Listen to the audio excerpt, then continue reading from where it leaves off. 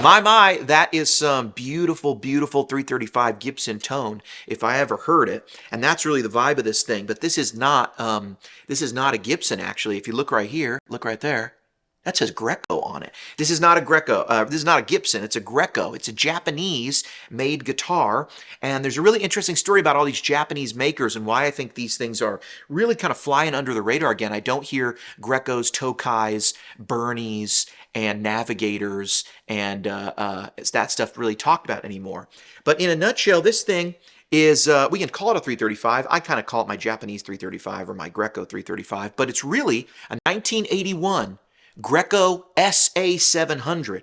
And it's a pretty unique guitar because it actually is kind of an amalgamation of two 335s that exist but didn't exist at the same time.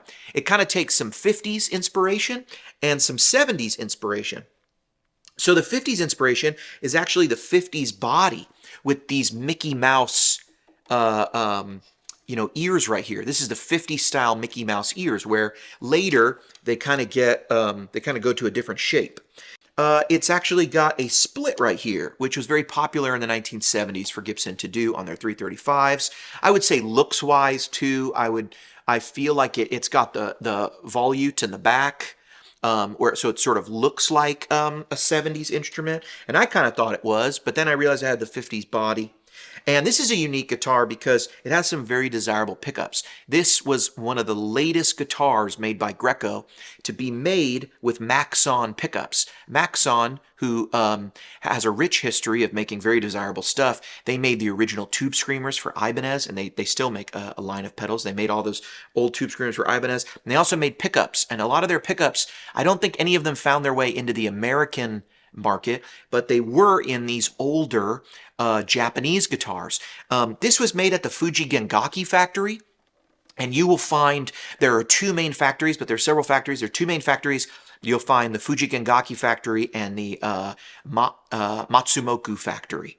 And if you have any Japanese-made Epiphones, like a Sheraton, like the more recent Japanese-made stuff, you'll find that usually coming out of the Matsumoku factory. This is Fuji Gengaki. That factory is still open and making stuff. I believe they make some Ibanez stuff now.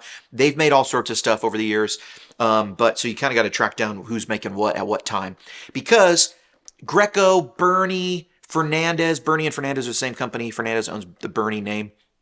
And Tokai, which, if you don't know, is a famous Stevie Ray Vaughan record where he's on the front with a Strat. It's actually a Tokai Strat.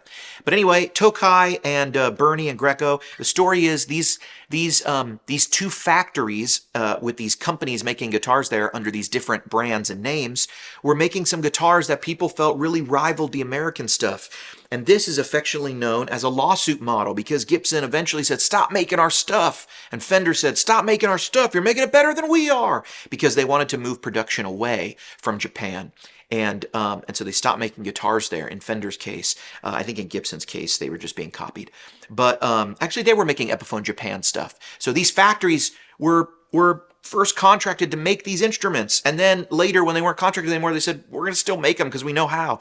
And they were excellent stuff. And you can pick these up. I picked this thing up. Let me check the price here. I picked this thing up for $1,500. But that was like pre-shutdown and everything. That was 3 years ago. So these are worth a bit more now. It's got the typical ABR style bridge and everything, and the Maxon made pickups, like I said. Later, Fuji Gengaki started making stuff in their in-house. So these are very desirable pickups, and I really love the tone of them. It's the normal 24 3/4 scale length, 11/16. It's a nut. So it's pretty typical. It's a pretty typical kind of 335 kind of thing, but let me show you what it sounds like. And I really love these things. I think you could probably still get them for in the 2100, 2200 range, and I think at that level they're really competitive. I would put this this surpasses a lot of the Gibson USA stuff that I play off the shelf.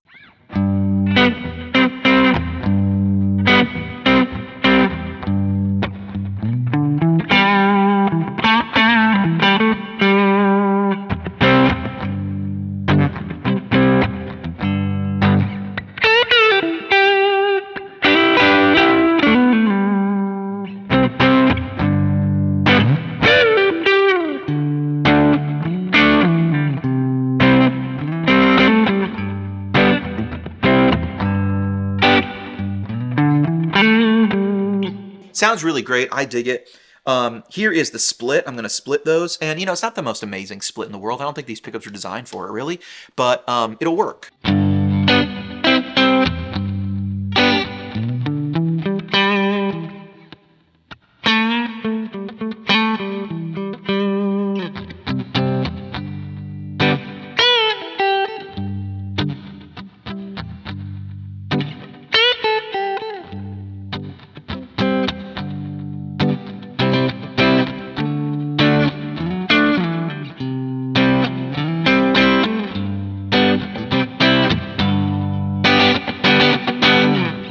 To me, that'll work in a pinch. Here's the middle, and I'm going to put this back on the middle humbucker.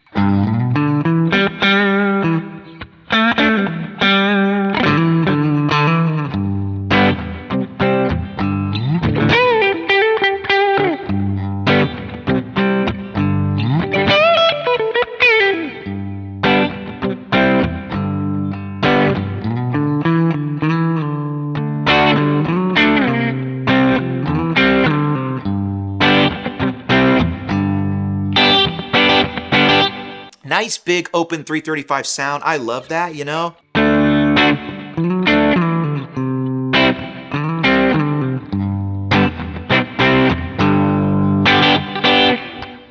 It's really beautiful. It's really lovely.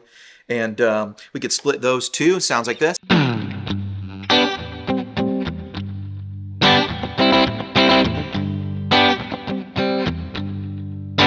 You're a cover band, you got to play a little funk thing, somebody comes in with a big humbucker guitar solo, you might want to switch over there.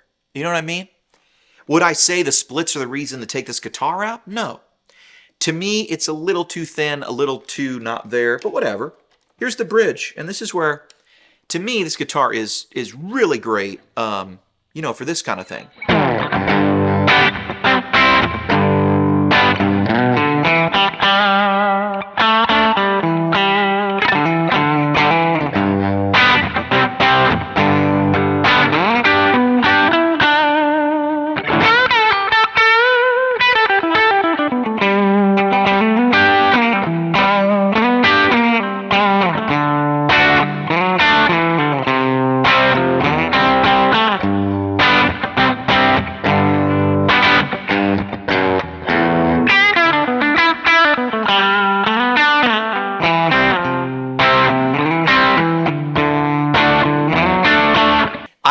I like it when they're a little bit wiry, but when I come up here,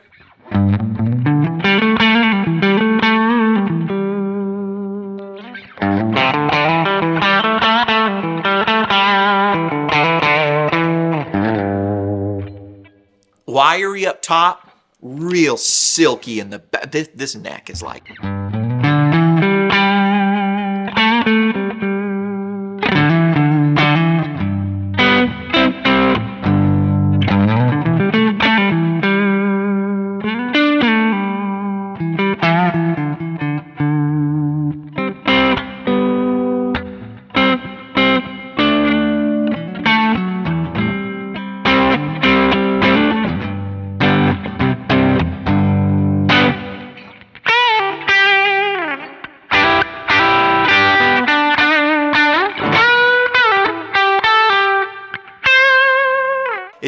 It really does sing. Now, we could split that.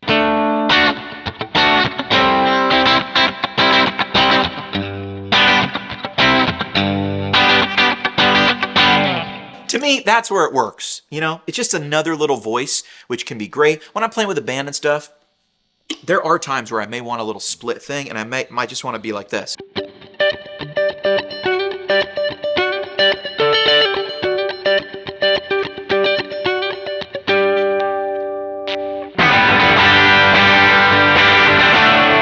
You know what I'm saying? There might just be like a whatever. You want to jump in. You might just want to put a little chorus on behind a verse 2. You know what I mean? You got that verse 2 thing. You might just want to be up here and just be like...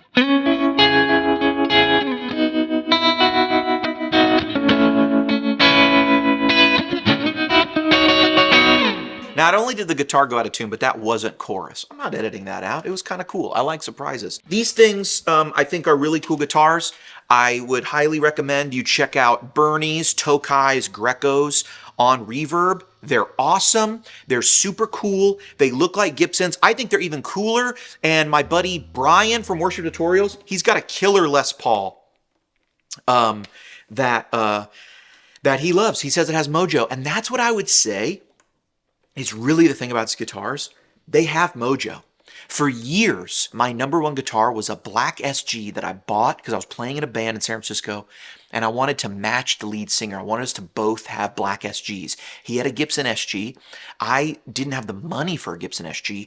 I bought a $500 black Bernie SG that I still have that you hardly ever see, but I'm going to pull it out. Kind of needs a setup, and I'll do a video on it. But that guitar became my number one because it has mojo, and it's why I've never sold it. This thing has mojo. It's why I've never sold it. Is it vintage? No. Does it sound good? It sounds great. Check these out. Check them out. They're awesome.